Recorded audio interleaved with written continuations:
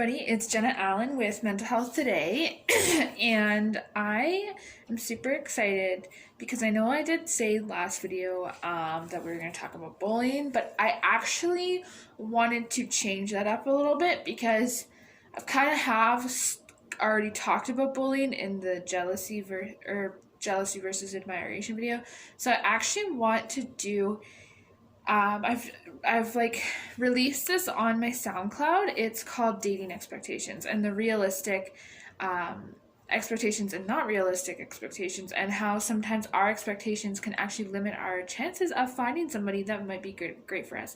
So I'm super excited to do this video with you guys today. So because I feel like it is really common, and I feel like we all could use a little bit of that. Not just a little bit of that guidance, like a little bit of guidance and like a little bit of help when it comes to dating. And I do believe in self-respect, and I do genuinely believe that you have to love yourself, and I do believe that you have to have standards and expectations, of course, but I think understanding the difference between the realistic expectations and the not realistic expectations, and how sometimes our expectations can actually really interfere with our options and limit us. And I think it's super important to understand your own values and your own expectations when it comes to dating. So I'm going to set a couple examples and just kind of explain what I mean by this. So a realistic expectation is wanting to wait to have sex, wanting to get to know the person and wait till you sleep with them because you want to trust them. That's realistic, and that's a completely reasonable expectation. Not giving out your, because a lot of dating is online, right? So not wanting to give out your Snapchat or certain social medias just to keep yourself safe until you get to know them. That's a realistic expectation. Another realistic expectation would be wanting to just take things really slow and not wanting to meet their friends right away, just wanting to take it slow as a realistic expectation. So those are just a couple examples of what a realistic expectation is when it comes to dating and standards.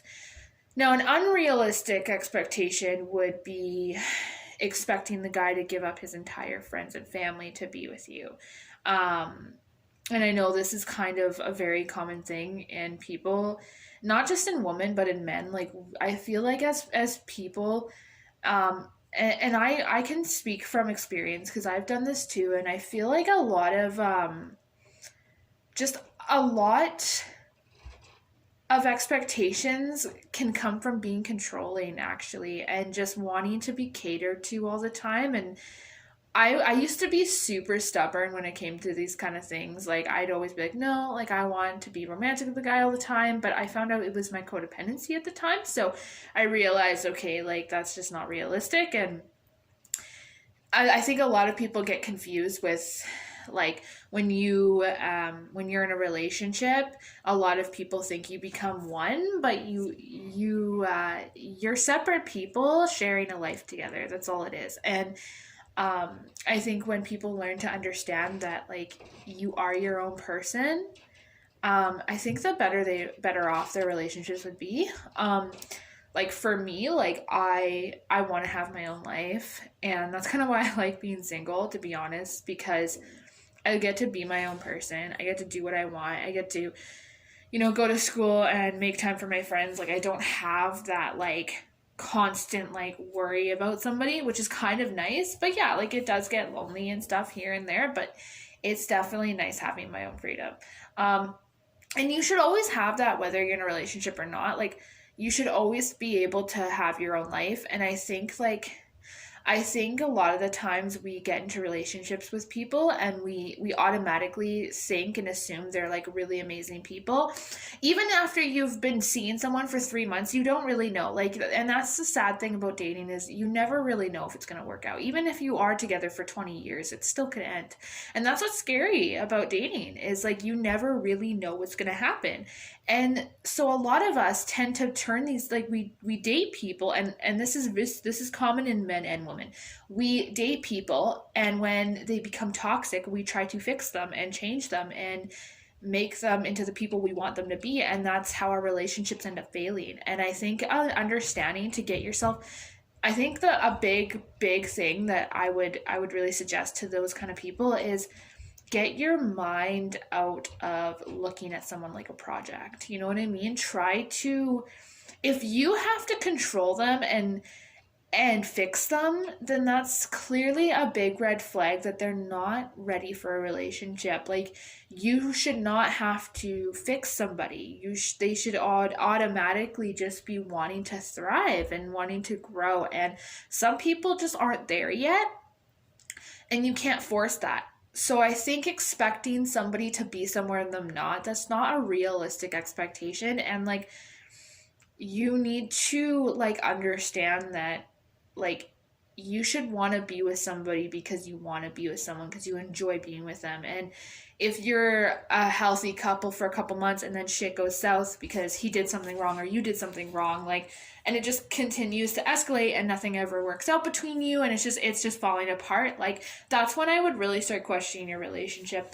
And that's why, like, I've been there. I've been that kind of girl that's like been controlling and like, and it's not that I was intending to be controlling, it was because I wanted the best for them.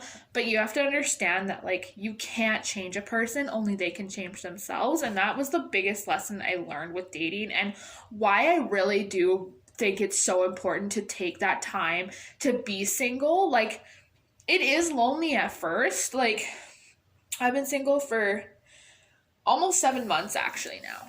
Like, probably like 6.5 or like six, just over 6 months. And the first couple months are really hard, but now I love it. Like, I love it. Like, honestly, like, I yeah, like I have my moments where I'm like, I do miss having connections with guys, but like I love being on my own. Like, I feel like I have more freedom and I have more, like, I just have so much more life that I can live.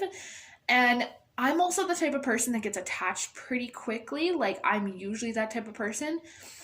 And so, like, when I was dating, like, I just kind of lost who I was. And so now, if you were to put me, like, obviously, like, I'm not ready to be in a relationship, but like, let's just say, like, I know I'm probably gonna end up single for a couple more years, and like I'm not gonna be like going into like the next time I settle down, like the next time I end up in a relationship, like I'm gonna be going into a relationship with a completely healthier and different mindset. Like, I'm gonna go into it with like, I don't want to be controlled. I don't want you to tell me what I can and can't wear. Like, I don't want to have jealous issues. I don't want to go into it the same as I used to. Like, I want to be with someone because I want to be with them, not because I want the attention. I think like, so like when I do end up settling down, it's going to be healthier, and I'm going to go into it with a healthier mindset where I don't get as attached. Like, for me, like, I've gotten to the point where like I don't get attached to friends as quickly anymore. Like, I have no problem cutting people out of my life anymore if they're not healthy for me. So like, I'm kind of getting over that attachment. I'm also reading my codependent book. It's called Codependent No More by Melody Beadle, and it's an amazing book. And that is a book that, like, for any of you that are codependent and trying to overcome it, I would really recommend it. You can order it on Amazon for $19.99. An amazing book. I'm like over halfway through it, and it's just like, it's so amazing. But anyways, like, I just wanted to explain to you, like, I want to set another example. Like, if you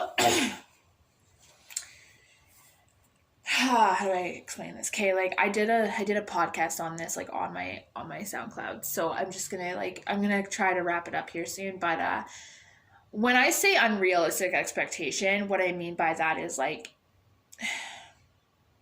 if you are dating and you go and you're meeting a guy or a girl, whatever, and you expect them to like cut their ties with all the opposite sex, and like you have jealous issues, your relationship is instantly gonna fail. Like it's instantly gonna be unhealthy.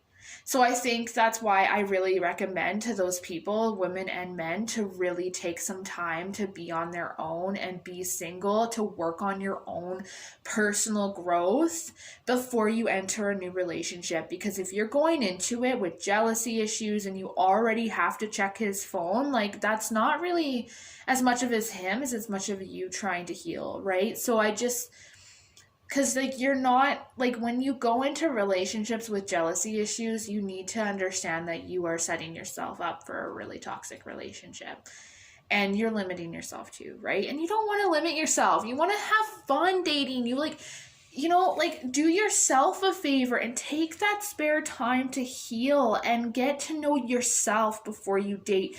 Because the only reason you probably see some healthy relationships is because those people have worked on their growth and themselves. And so like that's the key, is like at some point we got to stop blaming men for all the fuck ups and take accountability for us as women, and vice versa. Men need to do the same. Like we got to, as humanity, like women and men need to stop going at it with each other and attacking, and oh, women are bitches, and oh, men are assholes. No, we both play a part. We both have our pros and cons. Women can be very controlling just as much as men can, and vice versa.